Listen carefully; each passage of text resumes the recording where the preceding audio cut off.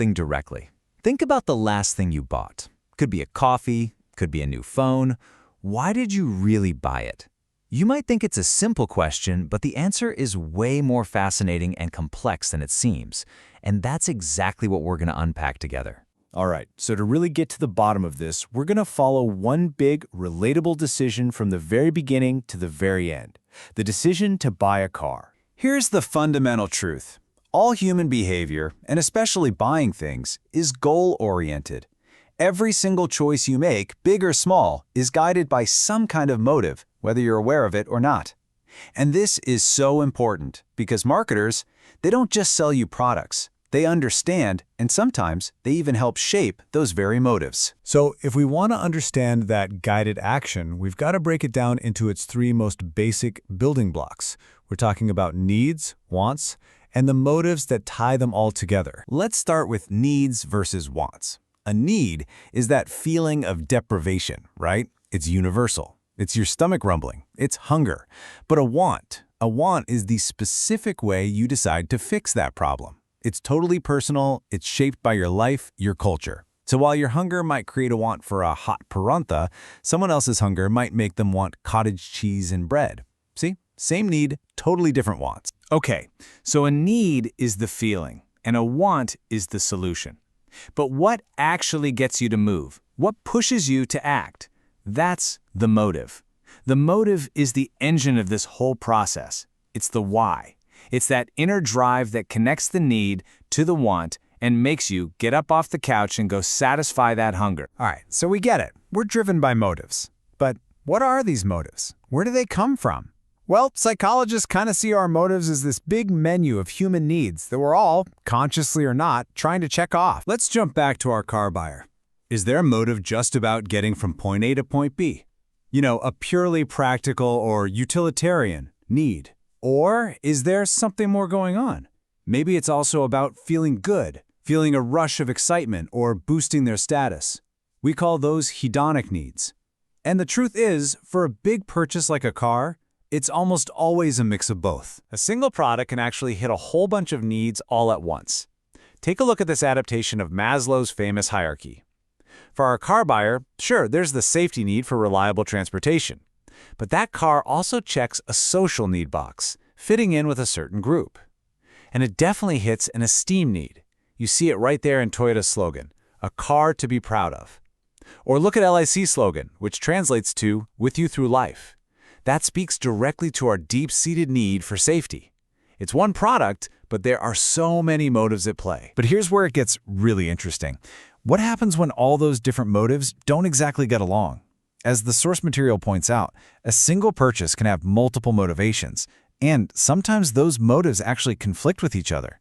This is when we feel pulled in two different directions at the same time. This is the classic conflict pretty much all of us face as consumers.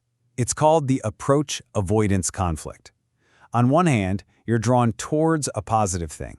You really approach that powerful, awesome-looking SUV. But at the exact same time, you're trying to avoid the negative stuff, like feeling guilty about how much it costs or what it does to the environment. It's a total internal tug-of-war. So you've got needs, wants, and this tug-of-war of motives all swirling around in your head. How much energy do you actually end up spending on a decision? Well, the answer to that comes down to a concept called consumer involvement. And you can think of it as the amount of fuel you have in your decision-making tank. To put it really simply, involvement is just how much you care. It's the level of personal importance, the interest you have in a certain purchase. The more important it feels to you, the higher your involvement, and the more motivated you're going to be to really pay attention and do your homework. And involvement isn't an on or off switch. It's a whole spectrum. Way down on one end, you've got a super low involvement purchase, like buying salt. You don't really think about it. You just grab it. It's a habit. But way up on the other end is a high involvement purchase, like that car we've been talking about. The stakes are high, it feels personally important, and you're going to spend a lot of mental energy on that decision. Okay, now here is the crucial part. This level of involvement, it's not set in stone, and marketers know this. In fact, they have a whole playbook designed to take a low-involvement product and turn it into something you care deeply about. Let's look at how they pull it off. So how do they get you to care more? They've got a few go-to strategies. They might link their product to a big, engaging issue, like your health. Or they'll connect it to something deeply personal, like your family safety. They create these really emotional ads, maybe with a celebrity you trust. And one of the most powerful tricks, as you're about to see, is to just add new, important-sounding features to a really basic product. Let's go back to salt. For years and years, salt was the definition of a low-involvement product. It was salt. You just bought whatever brand was on the shelf. No big deal. But look at it now. Marketers completely transformed it. This isn't just salt anymore. Oh no. It's Himalayan pink salt. It's iodized for your thyroid health. It's free-flowing for convenience. And get this, it has over 20 trace minerals.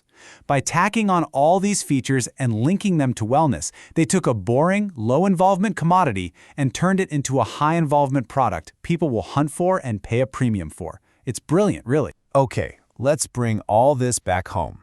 We've taken apart the psychology of why we buy. So, how can you use all this to become a smarter, more aware consumer yourself? Here's your takeaway toolkit. Just 4 core ideas to lock in. A need is that basic feeling. A want is your specific choice. A motive is the real why that's driving you. And involvement is simply how much you care. Just understanding this simple framework gives you the power to look right past the surface of your own buying habits. So I'm going to leave you with this final thought. The next time you're about to buy something, anything, just pause for a second. Ask yourself, what's the real motive here? Am I buying this for a practical need, an emotional want? Is this about status or safety or feeling like I belong? Understanding the why behind your buy, that is the first step to truly being in control of your choices. Thanks for watching.